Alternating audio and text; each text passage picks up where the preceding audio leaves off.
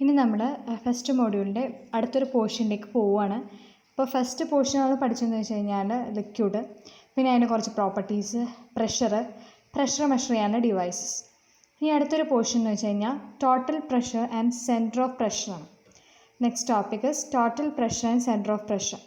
Total pressure is defined as a force exerted by a static fluid on a surface, either plane or curved, when the fluid comes in contact with the surfaces.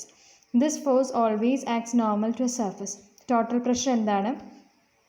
അതൊരു ഫോഴ്സാണ്. Pressure നമ്മൾ പറഞ്ഞു, ഒരു ഫോഴ്സാണ്. ഒരു എന്താ പറയുക, ഒരു fluid ഒരു സർഫസിൽ എക്സേർട്ട് ചെയ്യുന്ന പ്രഷർ എന്ന് വെച്ചാൽ ഒരു ഫോഴ്സാണ്. ഒരു ഫ്ലൂയിഡ് ഒരു സർഫസിൽ എക്സേർട്ട് ചെയ്യുന്ന ഫോഴ്സാണ് പെർ യൂണിറ്റ് ഏരിയ.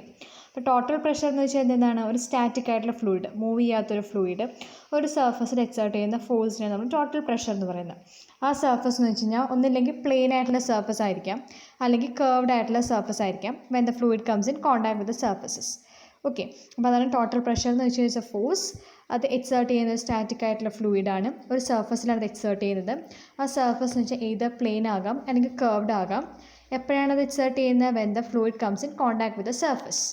ഓക്കെ, ഈ ഫോഴ്സ് എപ്പോഴും എങ്ങനെയായിരിക്കും? Acts normal to a surface. എപ്പോഴും പെർപെൻഡിക്കുലർ, സർഫസ് എങ്ങനെയാണ് നിൽക്കുന്നത് അതിന് പെർപെൻഡിക്കുലർ ആയിട്ടായിരിക്കും എപ്പോഴും ഈ ഫോഴ്സ് ആക്ട് ചെയ്യുന്നത്. ഇനി അടുത്തത് സെൻറ്റർ ഓഫ് പ്രഷർ.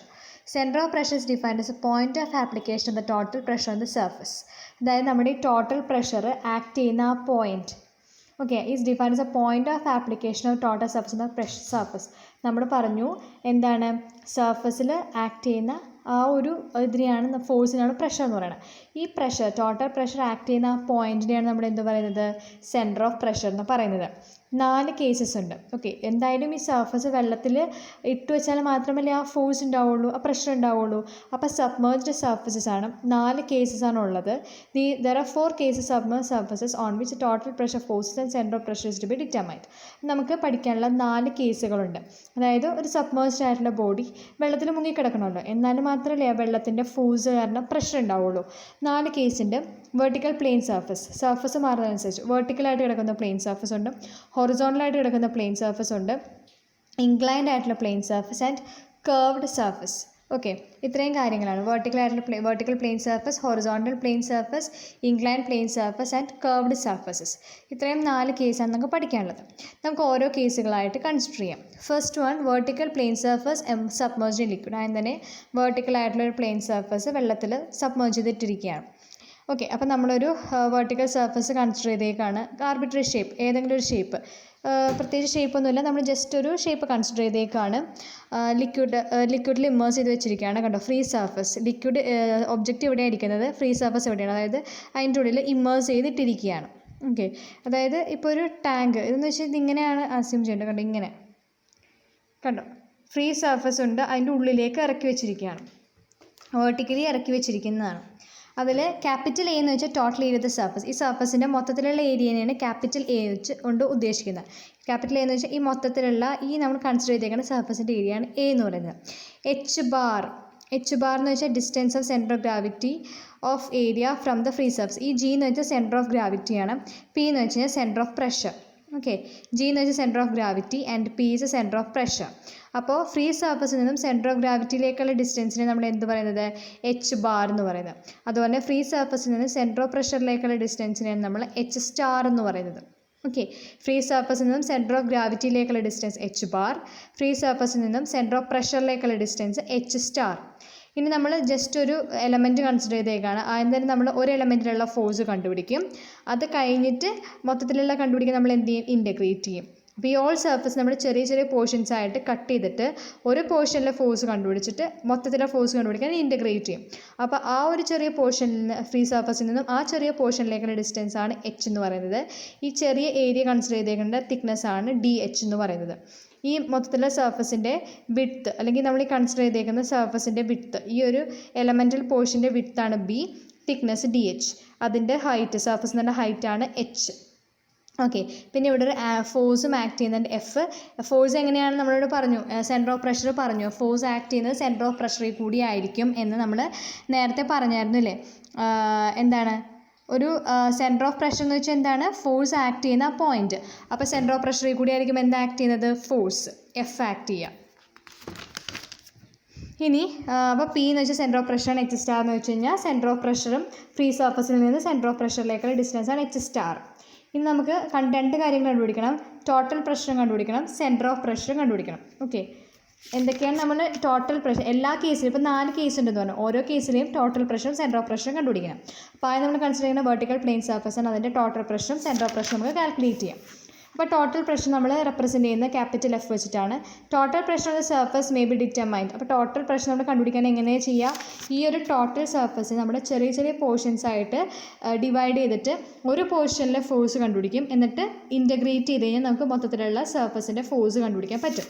അപ്പോൾ അതാണ് പറയുന്നത്, നമ്മൾ ചെറിയ ചെറിയ സ്ട്രിപ്സ് ആയിട്ട് ഡിവൈഡ് ചെയ്യും, എന്നിട്ട് ആ ചെറിയ സ്ട്രിപ്പിലെ ഫോഴ്സ് കണ്ടുപിടിച്ചിട്ട് ടോട്ടൽ ഏരിയയിലെ ഫോഴ്സ് കണ്ടുപിടിക്കാൻ ഇൻ്റഗ്രേറ്റ് ചെയ്യും.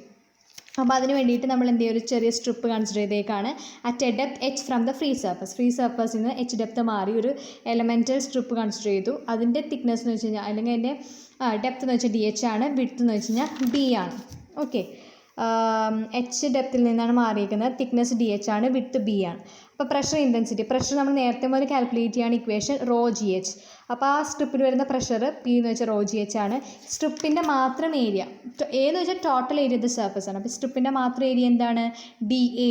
D A is equal to B into D H. D A is equal to B into D H. Okay, ഇനി total pressure force on strip. Total pressure force, pressure എന്ന് വെച്ചാൽ നമ്മൾ പറഞ്ഞു force by area ആണ്. അപ്പോൾ force എന്താ? Pressure into area, pressure into area. Pressure എന്ന് വെച്ചാൽ rho G H into area എന്ന് വെച്ചാൽ ബി ഇൻറ്റു ഡി എച്ച്. അത്ര എഴുതി. ഓക്കെ, പ്രഷർ എന്ന് വെച്ചാൽ റോ ജി എച്ച്, ആ എലമെൻ്റൽ സ്ട്രിപ്പിൻ്റെ ഏരിയ എന്ന് വെച്ചാൽ B into D H. Force, pressure is equal to force by area, അപ്പോൾ force is equal to pressure into area. Pressure എന്ന് വെച്ചാൽ rho G H into B into D H. Okay, അപ്പോൾ total pressure കണ്ടുപിടിക്കാൻ എന്ത് ചെയ്യണം? ഈ ചെറിയ force നമ്മൾ ഇൻ്റഗ്രേറ്റ് ചെയ്യും. F is equal to integral D F, that is equal to integral raw G H into B into D H. Okay, അപ്പോൾ ഇതിൽ എന്താണ് കോൺസ്റ്റൻ്റ് ആയിട്ടുള്ള ടേംസ് റോ ജി ആണ്, അതെടുക്കുക. എച്ച് ആണ് വേരി ചെയ്തുകൊണ്ടിരിക്കണം അല്ലേ, എച്ച് ആണ് വേരി ചെയ്തുകൊണ്ടിരിക്കുക. അപ്പോൾ B into H into D H നമ്മൾ അങ്ങനെ എഴുതി. ഇനി B into D H, B into D H എന്താ? ബി ഇൻറ്റു ഡി എച്ച് എന്ന് വെച്ചാൽ ഏരിയ, ഡി എ ആണ്, സബ്സ്റ്റിറ്റ്യൂട്ട് ചെയ്യുക. ബി ഇൻറ്റു ഡി എച്ചിന് പകരം ഡി എ എന്ന് കൊടുക്കുക. അപ്പോൾ integral that is equal to rho g into h into dA is equal to rho g into h into dA എന്ന് വരും കേട്ടോ. rho g into h into dA മനസ്സിലായില്ലേ? ഇവിടെ എന്താണ്? Raw G H into B into D H ആണ്. അതിലെന്താണ്? Raw G ആണ് constant ആയിട്ടാണ്, അത് പുറത്തെടുത്തു. ബാക്കി എന്താ? B into H into D H ഉണ്ട്. ബി ഇൻറ്റു ഡി എച്ച് എന്ന് വെച്ചാൽ ഡി എ ആണ്, അപ്പോൾ ഡി എ നമ്മൾ സബ്സ്റ്റിറ്റ്യൂട്ട് ചെയ്യും. ഡി എ ഇൻറ്റു എച്ച്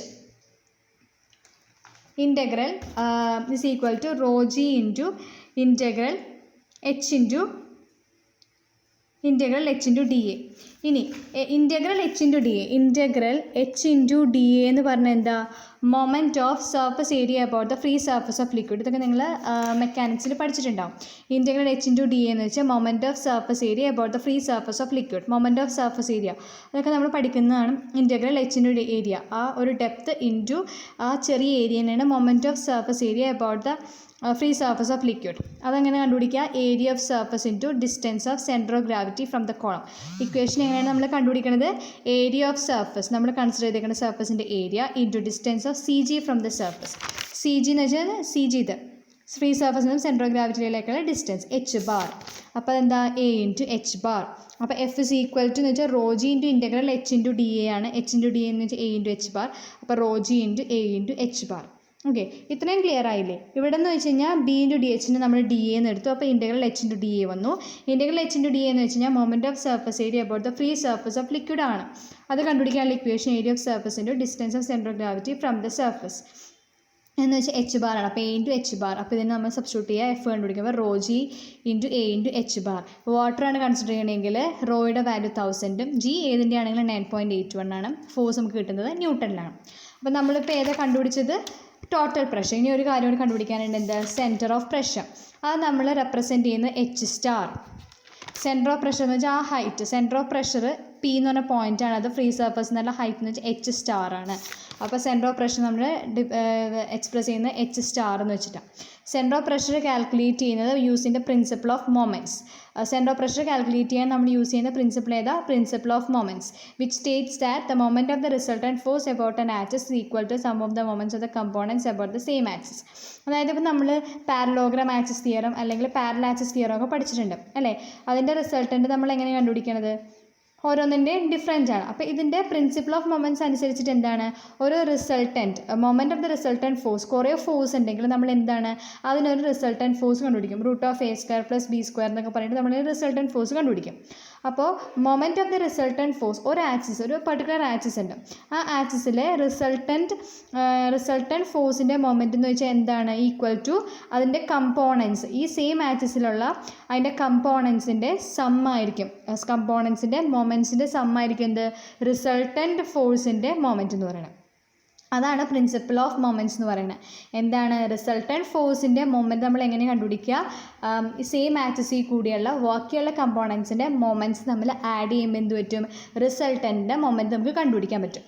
ഈ എഫ് എന്ന് വെച്ച് കഴിഞ്ഞാൽ ആക്ട് ചെയ്യുന്നത് ഞാൻ പറഞ്ഞു, സെൻറ്റർ ഓഫ് പ്രഷർ എന്ന് പറഞ്ഞാൽ ആ പോയിന്റിൽ കൂടിയായിരിക്കും നമ്മുടെ ഫോഴ്സ് ആക്ട് ചെയ്യുന്നത്. അപ്പോൾ എഫ് എന്ന് പറഞ്ഞാൽ ഫോഴ്സ് ആക്ട് ചെയ്യുന്നത് എന്താണ്? പ്രഷർ പി കൂടിയായിരിക്കും. മറ്റേ ഡിസ്റ്റൻസ് എച്ച് സ്റ്റാർ, ഫ്രീ സർഫസിൽ നിന്നും എച്ച് സ്റ്റാർ ഡിസ്റ്റൻസ് മാറി പി എന്ന് പറഞ്ഞ പോയിന്റിലായിരിക്കും നമ്മുടെ ഈ ഫോഴ്സ് ആക്ട് ചെയ്യുന്നത്. ഓക്കെ, അപ്പോൾ ഇവിടുത്തെ മൊമെൻറ്റ് നമ്മൾ എങ്ങനെ കണ്ടുപിടിക്കുക? മൊമെൻറ്റ് എങ്ങനെ കണ്ടുപിടിക്കുക? Force into distance. നമ്മൾ മൊമെൻറ്റ് കണ്ടുപിടിക്കുകയാണ്. Moment about free surface. ഇതിപ്പോൾ നമ്മൾ ഇങ്ങനൊരു സർഫസ്, ഇങ്ങനൊരു ഇതെടുക്കുകയാണ്. ഇവിടെ ഒരു ഫോഴ്സ് ഉണ്ട്, എഫ് എന്ന് പറഞ്ഞൊരു ഫോഴ്സ് ഉണ്ട്. ഇതെന്ന് വെച്ചാൽ എച്ച് സ്റ്റാർ ഡിസ്റ്റൻസ് ആണെങ്കിൽ ഇവിടുത്തെ മൊമെൻറ്റ് നമ്മൾ എങ്ങനെ കണ്ടുപിടിക്കുക?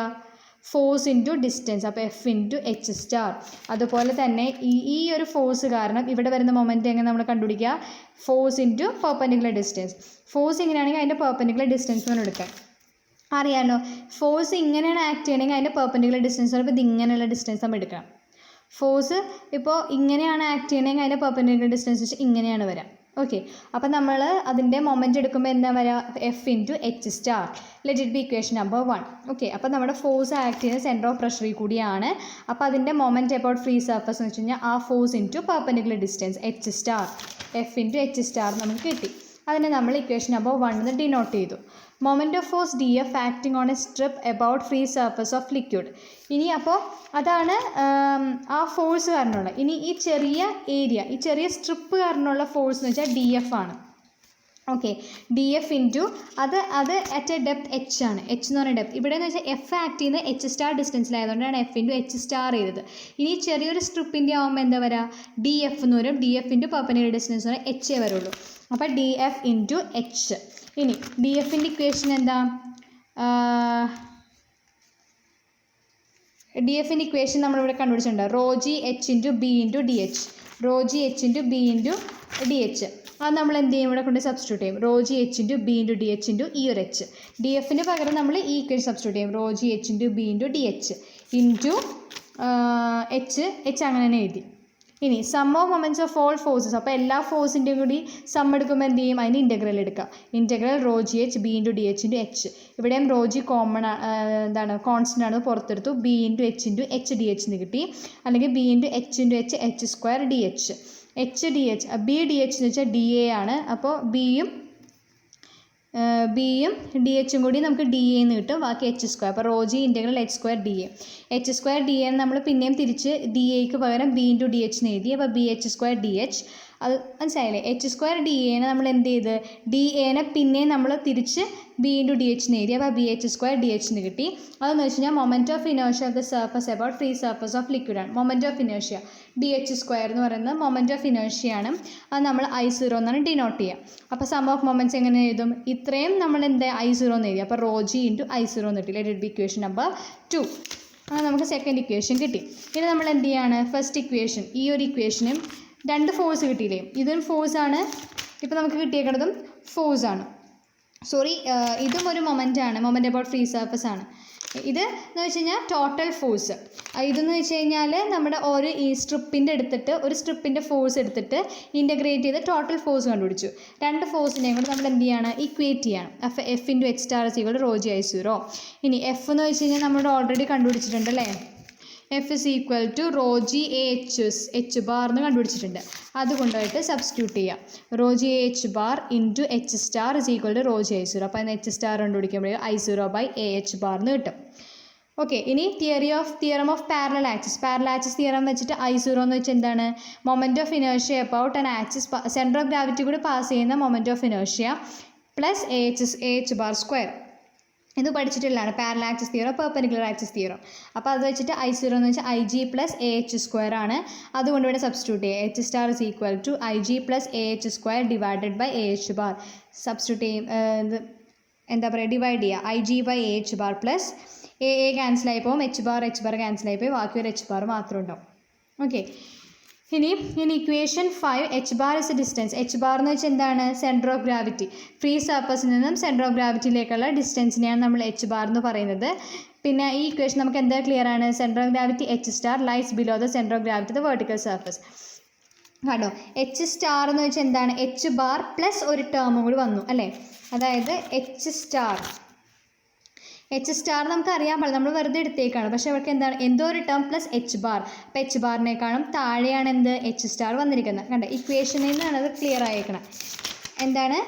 എന്തോ ഒരു ടേം H ബാറിൻ്റെ ഒപ്പം ആഡ് ചെയ്തപ്പോൾ നമുക്ക് H സ്റ്റാർ ഇടും. അപ്പോൾ H ബാറിനേക്കാളും താഴെയാണ് H സ്റ്റാർ. അപ്പോൾ H star lies below the centre of gravity. എന്താണ്? സെൻറ്റർ ഓഫ് പ്രഷർ എന്ന് പറയുന്നത് H സ്റ്റാർ എപ്പോഴും സെൻറ്റർ ഓഫ് ഗ്രാവിറ്റിനേക്കാളും താഴെയായിരിക്കും.